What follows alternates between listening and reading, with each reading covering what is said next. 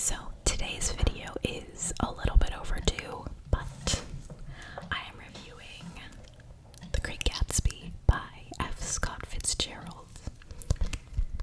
So, I'm sorry, I had graduation outdoors yesterday and the pollen is really getting to me. But The Great Gatsby, this is a classic set in the 1920s. The first part of this video is going to be a review. I will say, partway through the review, if you don't want the ending spoiled, then I will give you a timestamp to skip to during the summary. So if you would like to read the book, you can still enjoy the, excitement of the ending.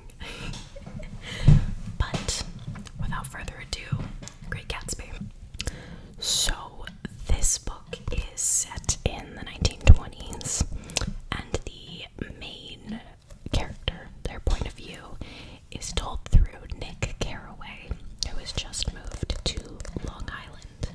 And I'll open up, there's a map in here. Hold on.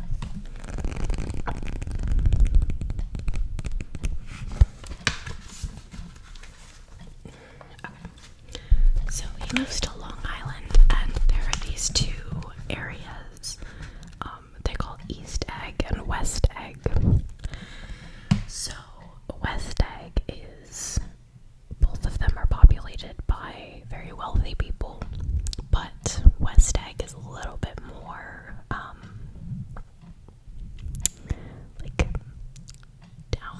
downtrodden. It's like old money versus new money, kind of upper class, or the East Egg is more upper class and refined, whereas West Egg is not. Either way, Nick does not have a lot of money. He does not fit into either East Egg or West Egg. He moves into a little cottage next to this very fabulous mansion in West Egg. So the reason that Nick has moved into West Egg is because his cousin Daisy lives in East Egg. So one day Nick goes over to visit Daisy, and this is where we meet Daisy and Tom, Daisy's husband, and one of their good friends, Jordan Baker. Throughout the book, Jordan and Nick kind of have an on-again, off-again relationship. They're very flirty with each other, but they never really become anything. Will they or won't they? Nick goes to a party with Jordan, Tom, and Daisy. And at this party, Nick learns that Tom is having an affair. He's cheating on Daisy. And Tom is having an affair with this woman named Myrtle. That is important to know later. So, I'm trying to remember what happens next. It's been a couple months since I read the book, and I've been reading Harry Potter since I finished Great Gatsby. So I believe next, next we learn about Nick's neighbor, Gatsby. Crazy, that's the name of the book. What?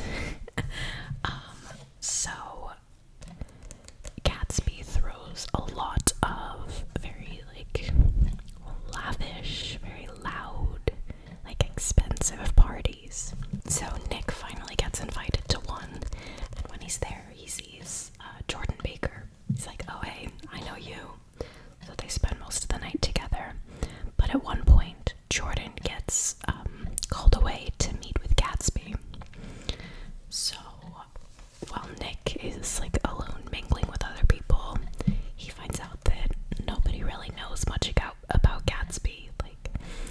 People are like, how did he come into his money? Some people are like, oh, he's a con man. He murdered someone. Some people are like, no, he just came out of the military and came into money. But everybody has a lot of questions about Gatsby. So Jordan comes back and tells Nick her. So Gatsby has learned that Daisy and Nick are cousins, and this is where we find out that Gatsby and Daisy have some history together. Many, many years ago, before Gatsby joined the military, he and Daisy were in love, and he would have proposed to Daisy, except he had no money and he couldn't afford to give her the life that he wanted to give her, and he couldn't afford to give her a wedding and a wedding ring and things like that. So he went off to the military, came into a bunch of money, came back, and Daisy had already married Tom while Gatsby was gone. So, Gatsby moved into the West Egg, which is right near where Daisy lives, and has been throwing all of these lavish parties to try and get her attention and try and get her to notice him and remember him and come back to him. So Gatsby and Jordan have come up with a plan that Nick will ask Daisy over to his house for tea, and Gatsby will just be a neighbor popping by, and the hopes are that Gatsby and Daisy will reconnect and she'll remember that he's a good guy and they love each other still. This scene in the movie, the Leonardo DiCaprio movie, is so funny and so sweet and so cute, but also very awkward at the same time. Gatsby gets very nervous and he's worried that Nick's house isn't nice enough, and it starts to rain and he's worried about the rain, and he's worried that Daisy won't show up, and when she does show up, Gatsby is stumbling over his words and he doesn't know how to talk to her and he's so nervous. It's a very cute scene. But eventually Gatsby figures out what he's doing and they start to talk and they reconnect and they begin having an affair with each other. So the plot continues, and there's a lot of parties and talking and things, but one day Tom notices that Gatsby's eyeing Daisy, and there's something going on between the two of them. So Tom confronts Gatsby. All this happens while Nick and Daisy are just sitting there like but Tom confronts Gatsby and says, "Hey, you're cheating on my wife." And he's furious, even though Tom is also cheating on Daisy with Myrtle, but that's a whole other discussion. But Gatsby's like, "Yeah, I am. You got a problem with that?" And Tom's like, "Yeah, I got a problem with that." And so they both begin to attack Daisy, and Daisy's like, "Look, I love both of you." And during this conversation, Daisy begins to realize she has a history with Tom. She's made a commitment to Tom. She married Tom. And she decides that she's going to stay with Tom. So, I forgot to mention, they also, drove into New York City during, to have this argument. So, at this point in the story, Gatsby and Daisy drive back to their house in East Egg. And Tom and Nick are in a separate car. But they all start driving back to East Egg. And Nick and Tom come across a horrible, horrible sight. It is at this point where, if you do not want the ending of the book spoiled and you are interested in reading it for yourself, I would advise you to skip to this timestamp where I give my review of the book. Okay, they should be gone. So, what Nick and Tom see in the car is that someone has been hit and killed. It's been a hit and run. And who has been killed? Myrtle, the woman that Tom was having an affair with. And who was driving the car that killed Myrtle?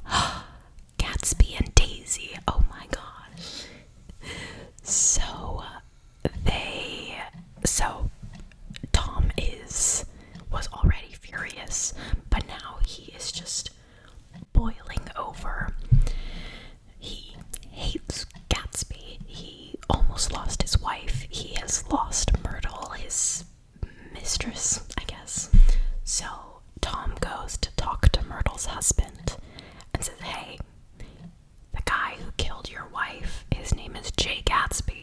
lives in West Egg. Like, this is what he looks like. This is the car he was driving. Like, we know him. Do with that what you will. So, Tom and Nick continue driving back to East Egg. And, this is where they all meet up again. And Nick starts talking to Gatsby, and he's like, dude, what happened? This is where we find out that Daisy was driving the car when they hit Myrtle. And Gatsby says that he is gonna cover for Daisy. He's gonna watch out for her. You know, he wants to, make sure that she's okay and she doesn't get into any trouble. So, I don't remember if it's like the next day, but like soon after that event, Myrtle's husband comes to West Egg, finds Gatsby, and shoots him dead. Oh no, Gatsby is dead, and the book ends with Nick trying to make a funeral for Gatsby. And so Nick starts inviting people.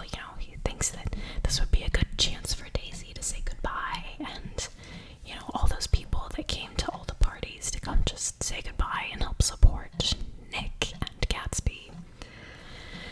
But no one comes. Tom and Daisy are like, we're getting out of here, and they leave without telling anyone. No one comes to Gatsby's funeral, and the book ends on a little bit of a somber note. So, yeah. But that is The Great Gatsby. I'm sure that I forgot something, or I'm missing plot points, things like that, just because it has been such a long time since I did read the book.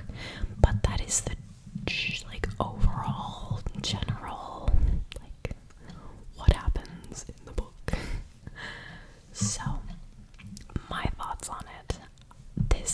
It was such a fun read. I struggled a little bit to get into it, and there was a little bit of a lull in the middle, but the ending it's worth it. It really picks up, and it gets so interesting in the end.